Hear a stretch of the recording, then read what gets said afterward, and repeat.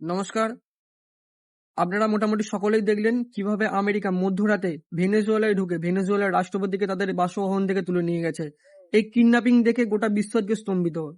এই কিডন্যাপিং থেকে সবার মনে একটাই প্রশ্ন উঠছে, সেই প্রাচীনকাল থেকে চলে আসা নিয়মটা কি একবিংশ শতাব্দীতেও লাগু হচ্ছে, যেখানে ক্ষমতাবানের হাতে সারা জীবনই সাধারণরা পদদলিত হয়ে এসেছে। আমেরিকা দাবি করেছে ভেনেজুয়েলা তাদের দেশে ইনলিগ্যাল ভাবে ড্রাগস সাপ্লাই করতো, কিন্তু এসব আসলে কিছু নয়। আপনারা সকলেই জানেন ভেনেজুয়েলার কাছে রয়েছে বিশ্বের সব থেকে বড় তেলের রিজার্ভ। তাদের কাছে প্রায় 303 বিলিয়ন ব্যারেল খনিজ তেলের ভান্ডার রয়েছে এবং রয়েছে এক বিরাট স্বর্ণ ভান্ডার।